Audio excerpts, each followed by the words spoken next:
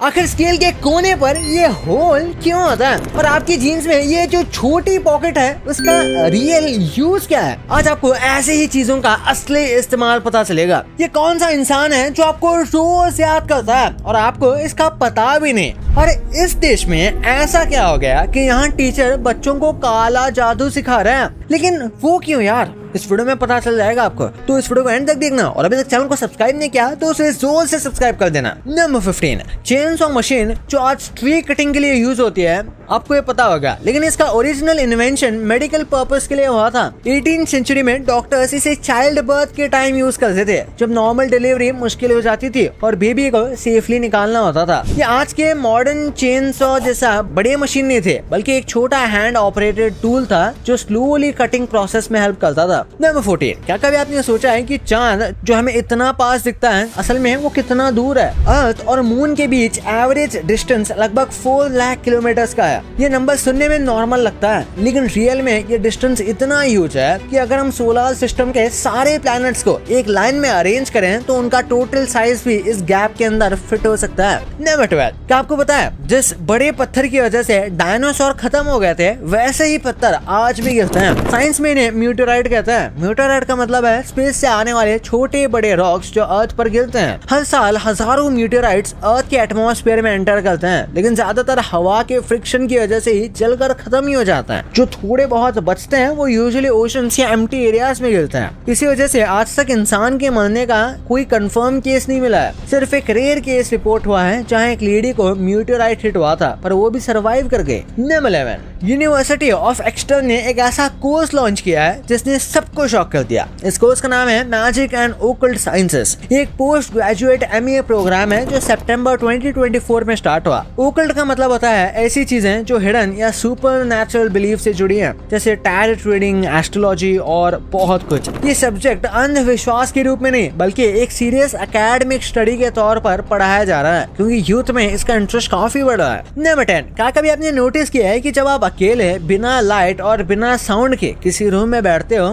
तो दिमाग को कोई आउटसाइड इनपुट ही नहीं मिलता। साइंस में इस कंडीशन को सेंसरी डेप्रिवेशन कहते हैं। इसका सिंपल मतलब है जब देखने, सुनने या फील करने के सिग्नल्स ब्रेन को नहीं मिलते, तो ऐसे टाइम पर ब्रेन खुद से ही साउंड्स, शैडोज या किसी की प्रेजेंस का फील क्रिएट कर सकता है, जो हैल्यूसिनेशन इफेक्ट बोल सकते हैं। मतलब ऐसी चीजें दिखना या सुनाई देना जो रियल में होती ही नहीं। ये कोई सुपरनैचुरल चीज नहीं होती है, बल्कि ब्रेन का नेचुरल रिएक्शन होता है जब वो सेंसरी इनपुट से कट ऑफ हो जाता है। नंबर 9, हम सभी जानते हैं कि एल्बर्ट आइंस्टाइन कितने बड़े जीनियस थे। उनकी डेथ के बाद जब कुछ रिसर्चर्स ने उनके ब्रेन को ऑब्जर्व किया तो पाया गया कि उनके ब्रेन के कुछ रीजन्स नॉर्मल ब्रेन से बड़े थे, स्पेशली जो थिंकिंग और प्रॉब्लम सॉल्विंग के लिए यूज होते थे। एंड ये रीजन हम भी अपने ब्रेन के स्ट्रॉन्ग कर सकते हैं, जैसे कि रूबिक क्यूब्स और पजल्स को रेगुलरली सॉल्व करने से ब्रेन की रीजनिंग और प्रॉब्लम सॉल्विंग एबिलिटी स्ट्रॉन्ग हो जाती है। नंबर 8, सोचो आप अकेले एक रूम में हो और वहाँ कोई आवाज भी नहीं आ रही, तब भी आपको कुछ सुनाई दे रहा है। नहीं, ये कोई भूत नहीं।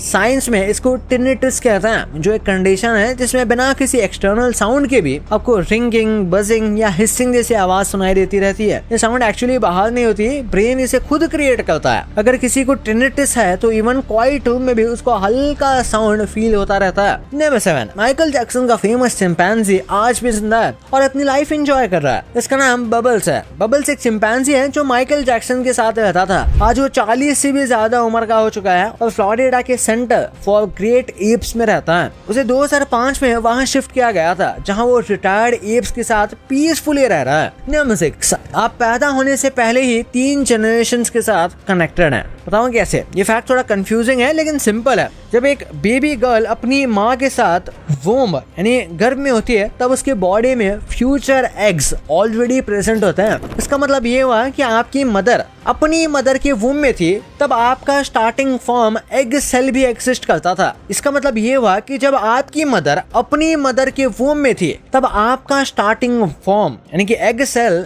वो वहीं से एग्जिस्ट करता था। सिंपल वर्ड्स में आप आपकी मदर और आपकी ग्रैंड मदर एक ही टाइम पर बायोलॉजिकली कनेक्टेड थे, बस डिफरेंट स्टेजेस में। नंबर 5, क्या कभी आपको ऐसा लगा है कि कोई इंसिडेंट आपके साथ पहले भी हो चुका हो जबकि आप श्योर नहीं होते? अगर हाँ तो इसे फॉल्स मेमोरी कहते हैं। मतलब ऐसी मेमोरी जो रियल लगती है लेकिन एक्चुअली एग्जैक्ट नहीं होती। ये तब होता है जब ब्रेन पुरानी या अधूरी इन्फॉर्मेशन को मिक्स कर देता है या खुद ही गैप्स फिल कर लेता है। मतलब कभी कभी ब्रेन इमेजिनेशन और रियल मेमोरी को कंबाइन कर देता है, जिस वजह से ऐसा स्ट्रॉन्ग फीलिंग आता है कि वो मोमेंट पहले हो चुका है। नंबर 4, दुनिया में कोई ना कोई ऐसा जरूर होता है जो आपको याद करता है। नहीं, इस बात से खुश मत होना, समझाता हूँ कैसे। रियल लाइफ में हम बहुत सारे लोगों से मिलते हैं और हर किसी का पर्सपेक्टिव अलग होता है। हो सकता है आपने किसी से कैजुअली कुछ कहा हो लेकिन उसके लिए वही बात इंपॉर्टेंट या हर्टफुल बन गई हो। इस वजह से स्टैटिस्टिकली ये पॉसिबल है कि आप किसी की स्टोरी में हीरो भी हो सकते हो या विलन भी, वो भी बिना आपको पता चले। नंबर 3, कोल्ड कॉफी और गर्म सोडा कभी कभी सेम टेम्परेचर के हो सकते हैं। ये सुनने में अजीब है लेकिन इसका सिंपल लॉजिक है।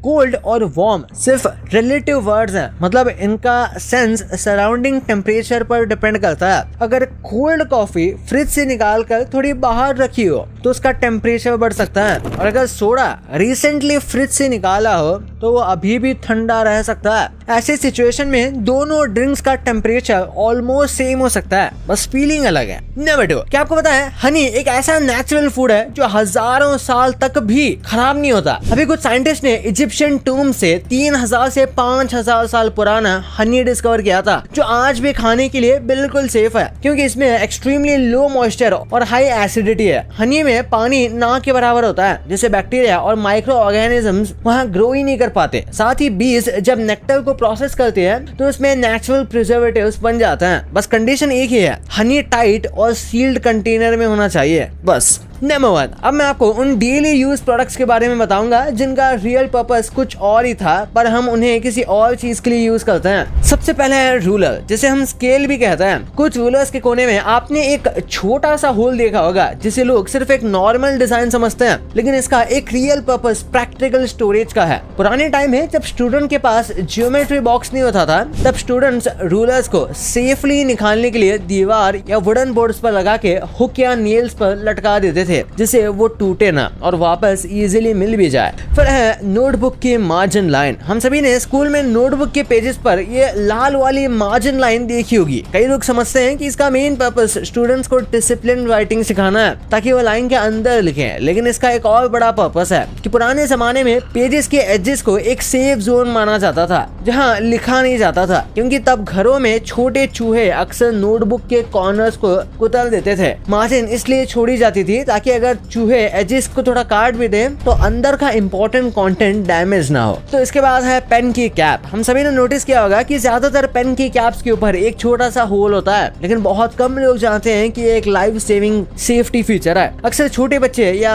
स्टूडेंट्स पढ़ते पढ़ते पेन की कैप को मुंह में डाल लेते हैं। अगर गलती से कोई इसे निगल ले तो ये गले में फंस जाए तो इस होल के जरिए लंग्स तक डायरेक्ट एयर फ्लो चलता रहेगा, जिससे इंसान का दम नहीं घुटेगा और मेडिकल हेल्प मिलने तक उसकी सांसें चलती रहेगी। अब बात करते हैं पैंट की छोटी पॉकेट की। आपने जीन्स में इस छोटी पॉकेट को अक्सर कॉइन्स, कीज या ऐसी चीजें रखने के लिए यूज करते देखा होगा, लेकिन जब ये 19th सेंचुरी में पहली बार डिजाइन हुई थी तब इसका पर्पस कुछ और ही था। इस दौर में वर्कर्स और cowboys expensive pocket watch use करते थे। उन वॉचेस को सेफ रखने और स्क्रैच से बचाने के लिए लिवाइस ने ये छोटी पॉकेट बनाई थी ताकि वॉच एक जगह टाइट फिट रहे और गिरे ना। बाद में जब हाथ वाली वॉचेस आए तब लोग इसमें कॉइन्स और यूएसबी ड्राइव्स रखने लगे। अब लास्ट में है नटराज पेंसिल। नटराज पेंसिल के जो ऊपर का ब्लैक कलर का हिस्सा होता है उसके कई पर्पसेस होते हैं, बट मेनली ब्रांडिंग और आइडेंटिफिकेशन के लिए ये होता है, जिससे पेंसिल को एक यूनिक और रिकॉग्नाइजेबल लुक मिल सके। दूसरा पर्पस वुड बॉडी को मॉइस्चर, क्रैक्स और डैमेज से प्रोटेक्ट करना होता है। तीसरा है मैन्युफैक्चरिंग के बाद पेंसिल को एक क्लीन और फिनिश्ड अपीयरेंस देने के लिए टॉप पार्ट को डार्क कलर से कोट किया जाता है, जैसे कि आप यहाँ देख सकते हो। भाई ये तो आपको पता चल गया, पर क्या आपको पता है कि आखिर ये कौन से फेमस लोग हैं जिन्हें आप रोज फॉलो करते हो लेकिन रियल लाइफ में ये है ही नहीं?